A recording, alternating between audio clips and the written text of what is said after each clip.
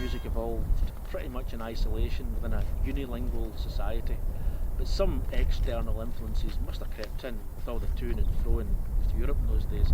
Certainly by the time we get to the late 18th century, when the earliest Highland pipe competitions appear, we know that European musicians and composers attended them. Musicians being musicians, there's going to be some degree of cultural music exchange going on. Certainly we know that Beethoven, for example, was influenced by Pibroch music. The Lowland pipe, I think, is slightly different though in this respect, and as I said earlier, the Lowland pipes were popular all over the lowlands, as far north as Aberdeen, Elgin and the like, and as you'd expect, they were used for dancing and entertainment, court, castle, later amongst the town and borough pipers.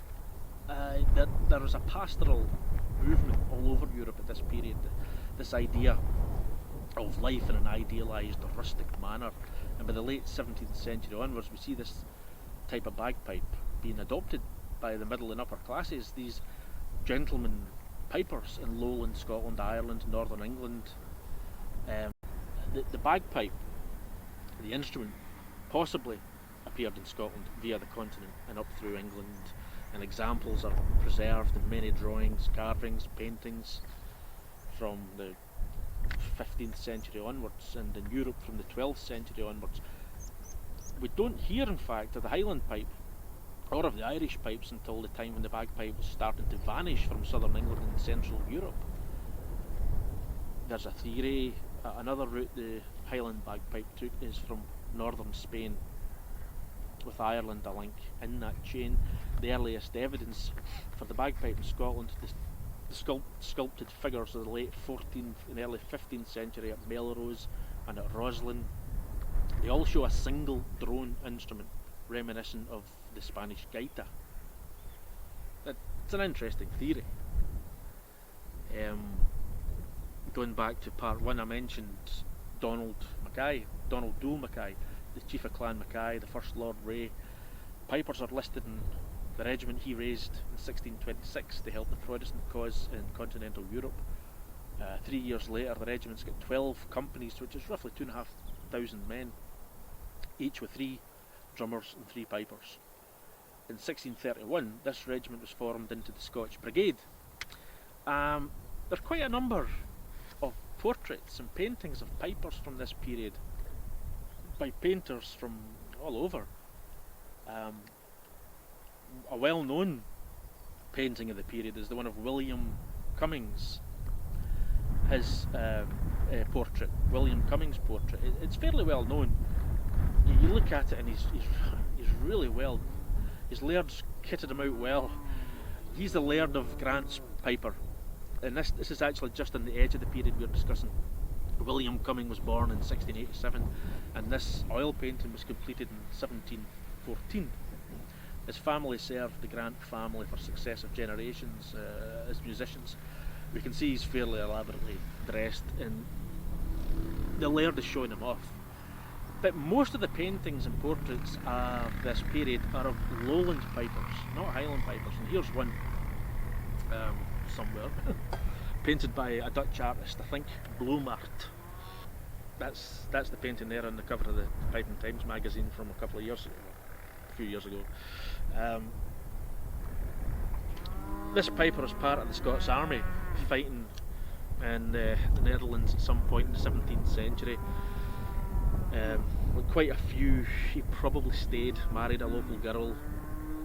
The painting is in fact entitled A Scotch Piper. There's an interesting article about it in there. With plenty more such portraits. Here's one here.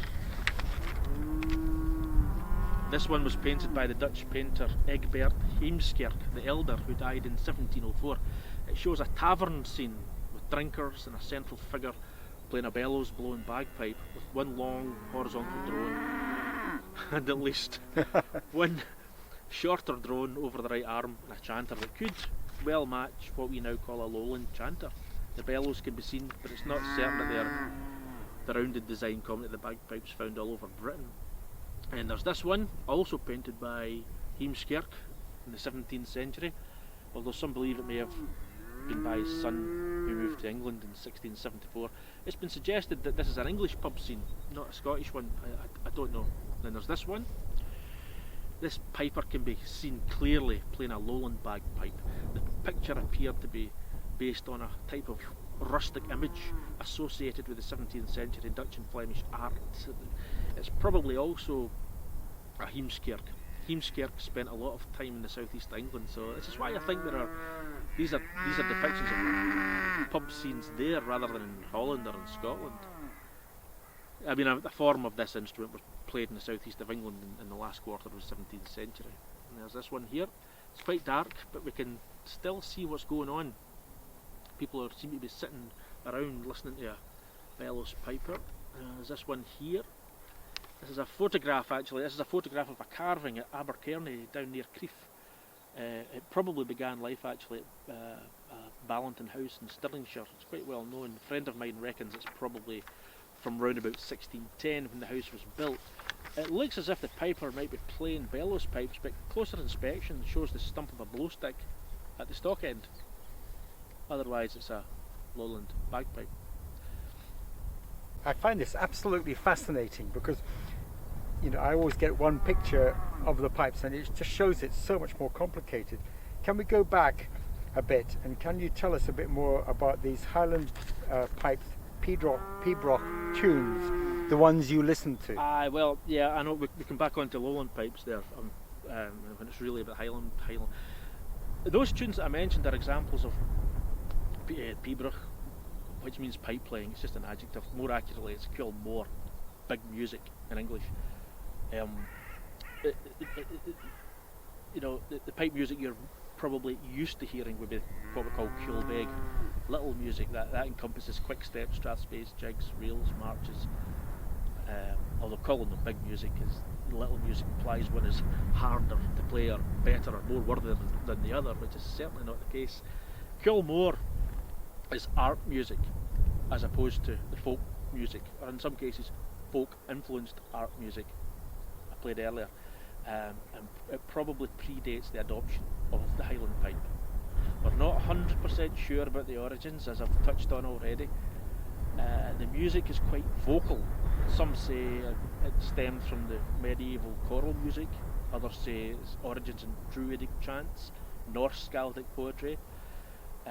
We can only piece together clues and make a judgment. We can only really say with any real certainty that the music dates from before 1500 to the present day, with the golden age being the 17th century. And in this period, this early period, you tend to find the tunes are generally simpler in structure, but some are quite sophisticated musically than even those that came later. There are some beautiful tunes composed in the 17th century. From pieces like the Battle of Glenfruin and Glengarry's March at the start of the century, to Lament for Mary MacLeod, Corrienessan's Lament towards the end of the century, and pipers still play them today. That last one, not so much. I'll come to that later. I was going to say the Massacre of Glencoe, but I'm not actually 100% certain that the tune was composed by 1700 because there's no evidence that McKay of Glencoe had a piper at that point. As I said in part one, the music evolved within a unilingual and Gaelic society, but in close association with the Gaelic song. Some tunes seem to be instrumental in origin, but of the large amount that had words to them, unfortunately we lost them long ago. Quite a lot of these. By the time we get to the 19th and 20th centuries, this music has become entirely wrested out of its cultural setting. I'm just reminded of something that a friend of mine, the late Roddy Cannon, said when he said the task of restructuring the development of this music is more like archaeology than history. You say that by the time we get to the 19th and 20th centuries, this pipe music, Ceol, has become entirely wrested out of the cultural setting.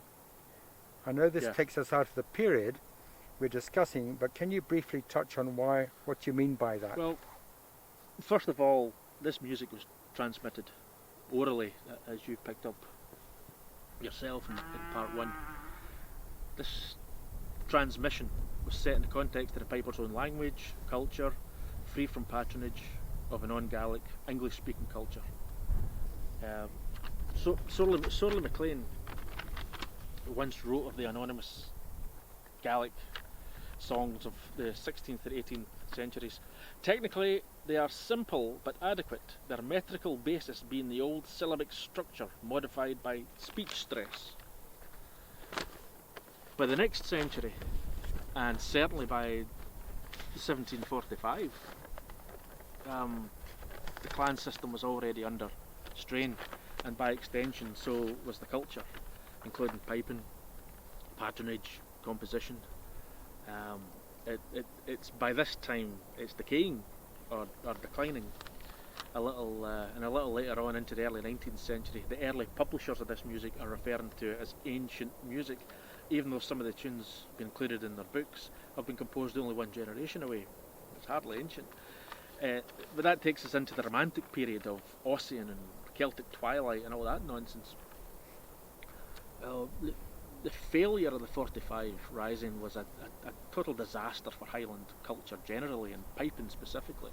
But that's a big subject best discussed another time. What I found fascinating about Lochiel's account of the Battle of Killiecrankie, and I'm going totally off script here, is it came across there was a clash of cultures. He talked about how the Highlanders would have done things and how the officers who were coming in were from the Lowlands, some of them, and they didn't have that culture.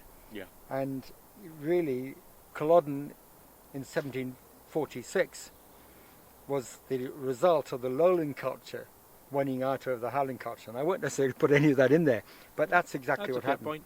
The two cultures back different sides of the argument, you know, and really the Lowland culture won out. That's an absolutely fair point. Yep, valid. But what does this actually mean in terms of the music? Can you illustrate this by perhaps giving us an example? Yeah. Well, if we look at one of the tunes from the period, it might give an idea. Let's look at one of the classic tunes in the repertoire, Cua na Cloine, Lament for the Children. It's a tune that was composed around the mid-17th century. There's three stories surrounding the tune. One is that it was composed by Big Patrick McCrimmon in northwest Skye after 6 of his 7 children all died within a year from smallpox. Oh. They had been brought to the island from a visiting ship. Terrible. Second story places it in Lochaber, where it was composed to commemorate the drowning of 3 girls who were bathing in a linn near Cameron and Lochiel's big house at Achnacari in Loch Arkaig, and the tune was played at the funeral. Lochiel built that house in 1655. The third is a belief that it marks the demise of the Clan MacLeod's fortunes. The clan literally the children, and therefore it is indeed a Skye tune.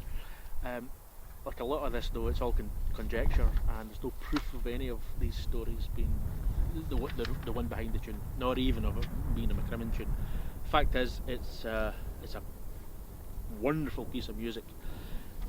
There's also no real documented proof of what I'm about to suggest, by the way, and it's only that suggestion. If I play the air one way and then in another, you should hear a difference in the way I'm timing certain motifs, embellishments, and this might illustrate, I'm hoping that it illustrates how the music may have changed since the 17th century. Now, I won't play the whole tune, that's not what I'm going to do. The whole tune would take about 16-17 minutes, but it's really only the air, the ground, that's relevant here, because this is what we're talking about. What I'll do is I'll play it first of all as you'd hear it today on the competition platform, then I'll pause very briefly and play an interpretation of how it might possibly have been played during the mid-17th century.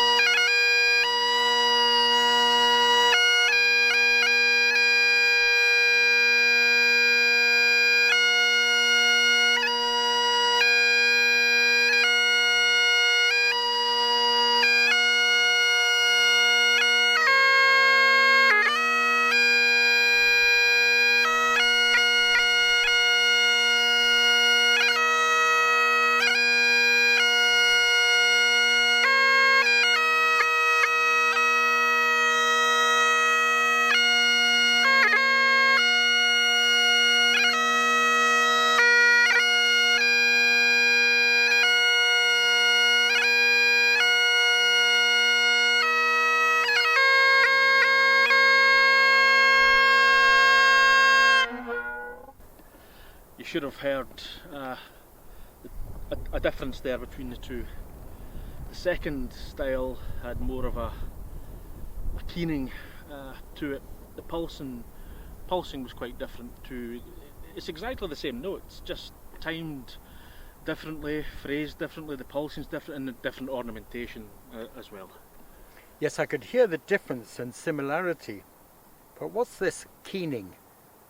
Keening is a long gone practice. I think the last known keens took place in the early 20th century in Ireland, in the 19th century in Scotland, the Highlands of Scotland. Essentially, it was baring your soul in public at a time of grief, not necessarily of someone you knew who died. The woman, apparently it was always women, paid respects to the deceased and expressed grief on behalf of the bereaved family and community. I think today we would find it hard to imagine grieving for someone we may not have met, but this degree of empathy would have been intrinsic to the role of keening.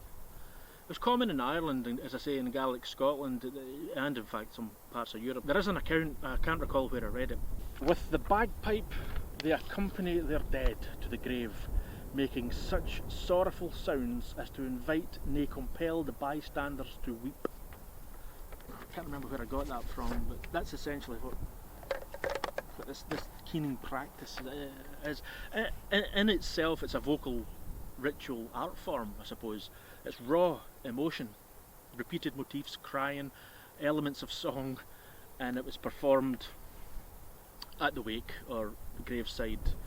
The word originates from the Gaelic Curnha, which means literally crying. And this, to my ears, comes across much more in the second way I played that air of the children's lament. It's the same notes, just timed a little differently. There is other examples. Another good example actually would be Macintosh's Lament, a wonderful tune. Actually from the 16th century, I think. I'll provide you a YouTube link to a recording of the singer Margaret Stewart singing it, and the piper Alan MacDonald then comes in. It's really good. Hopefully I'll get across what I'm trying to say here. Yes, I could hear you seem to time certain musical motifs differently between the two versions you played that time. Yes, in the pulsing of the tune and in what we call double echoes, echo beats. I know this is for a general audience, I don't want to get too technical. There's beauty in both interpretations of those of that tune there, and I'm certainly not suggesting one is better than the other, far from it. What to get across is that when the pipers learn how to play this music, we need to first of all appreciate that the tunes have been written down unsatisfactorily. To non-pipers that might look like incompetence. In fact, this is difficult music to write down accurately. There's a tendency to play what appears in print rather than what ought to have appeared in print. And all the early publishers of the music encountered some difficulty in transcribing the music onto the stave from young Joseph MacDonald onwards. Which is, as I say, way after the 17th century. They compiled this around about 1760. And remember, as I said, this book was the first one to feature this music on the stave. It's compiled by young Joseph MacDonald, from a piper and a fiddler from Durness in the far northwest. As to how pure it is open to debate. But because we know that Joseph studied music in Edinburgh under the composer, Italian composer Signor Niccolo Pasquale, and he writes some of embellishments with the discretionary tie used in Baroque music, and he would have been familiar with the Italian appoggiatura, for example. But this is a big subject and best left for another day.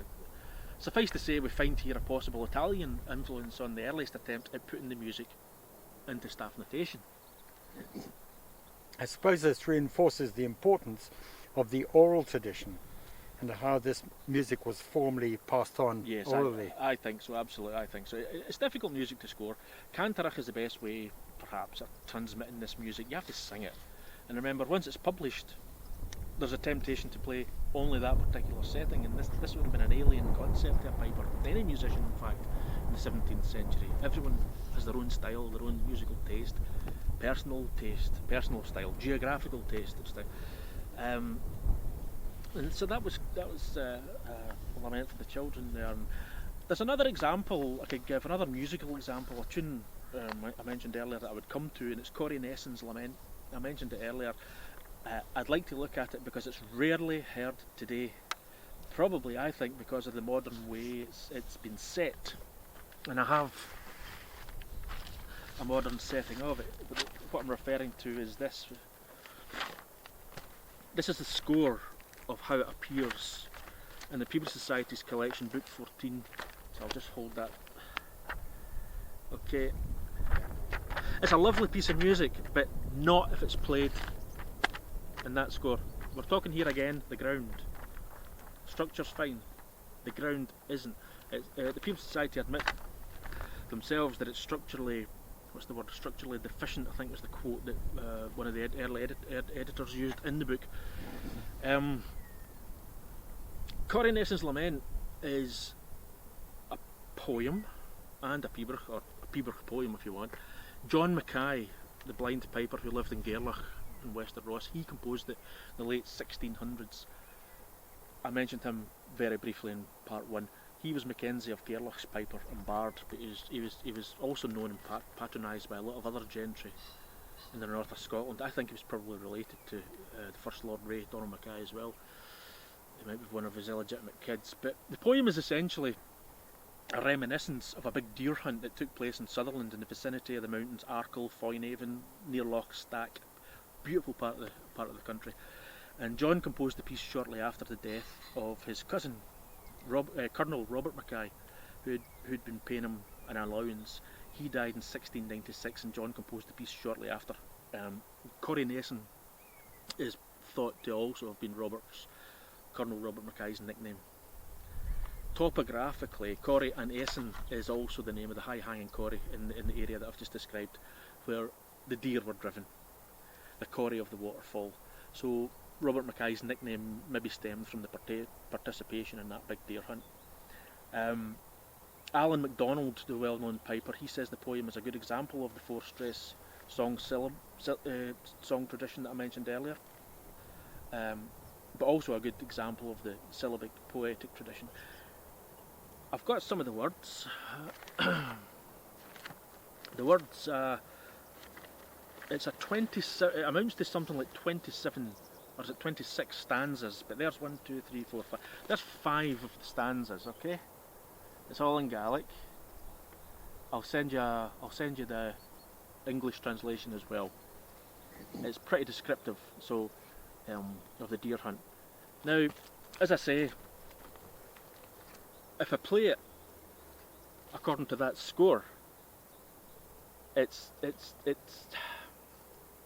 not great. It sounds stilted. The rhythm is it's constrained. It's laboured. There's a lack of musical flow. So I'll just illustrate that very quickly. I don't.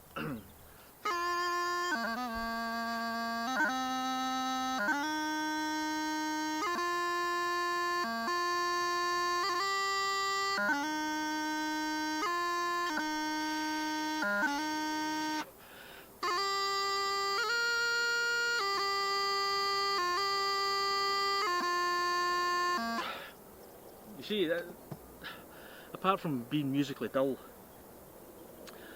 it just doesn't fit the words of the poem at all.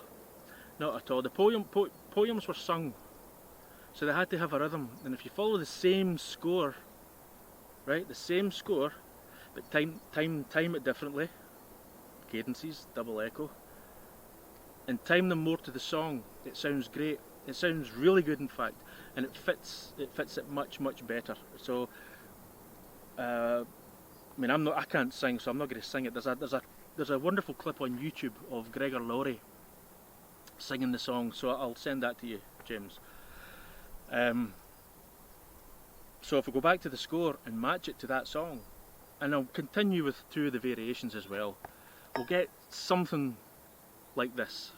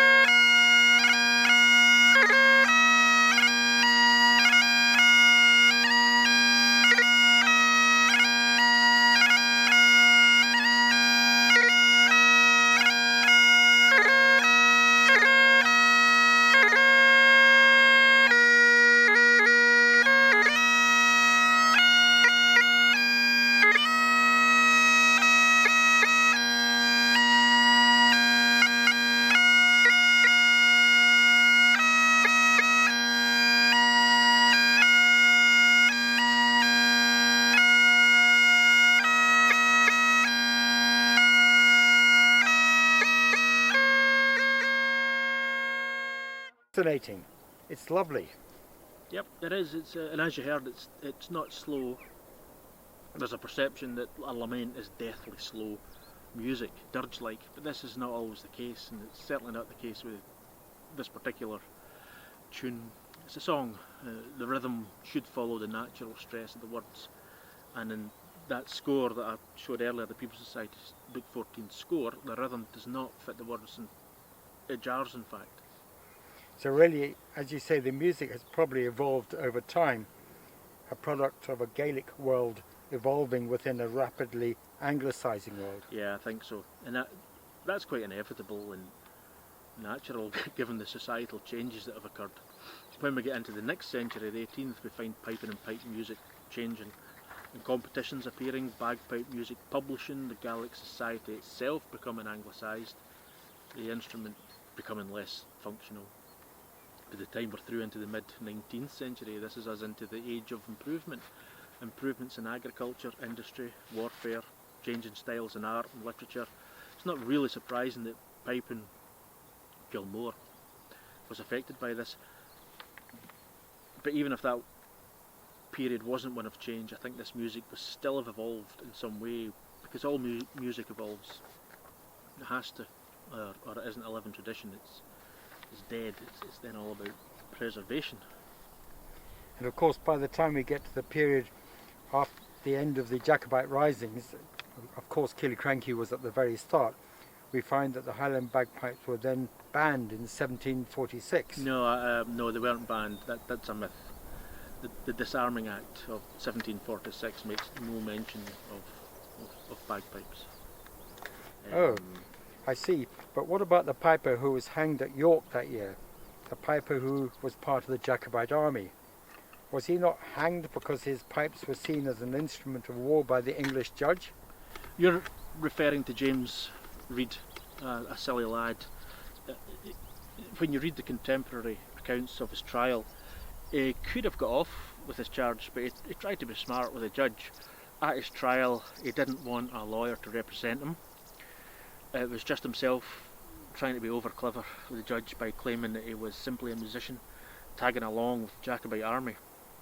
If he had just shut up and, like the other piper who was being tried alongside him, chap Campbell, I think, who pleaded guilty, or even if he'd suggested that his laird had forced him to take part, he would have got away with it or received a minor punishment. But the judge was clearly not amused by the try-on.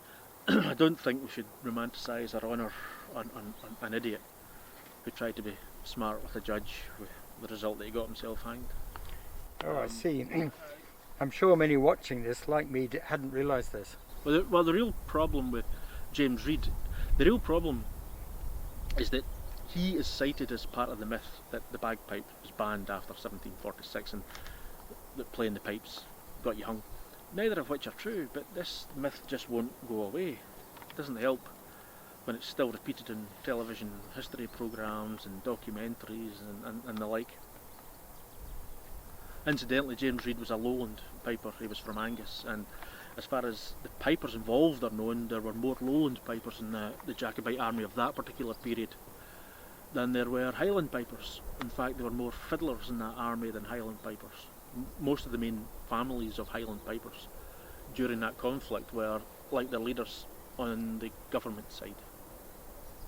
But it's a big subject, and one probably for another time, as it takes us out of the period that we've been discussing today. Okay, I see. Yeah. Suffice to say, very little of the music you hear in the Highland Bagpipe today has much to do with the culture of its origins. Fascinating, I never knew that. Yeah. As I say, Gilmore, as we play it today in the competition platform, it's probably an 18th, 19th century creation, one that was perfected in Edinburgh possibly, but in Glasgow certainly through the 19th century. But all music must evolve, of course. It isn't fixed in stone, and there's beauty in how we play the music today. This music evolved from the Middle Ages, had its heyday in the 17th century, and then with all the huge societal changes after that, evolved again. Stuart, thank you for all this. It's been really fascinating. Aye, I'll finish I'll finish by playing a reel composed by the chap I mentioned earlier, John McKay, or Ian Dal McKay, the blind piper of Gaerloch. He didn't just compose poetry in Pibroch. This is a reel called The Grey Old Lady of Rothesay, Gaelic Leah Rasser. It was probably composed in the late 1600s.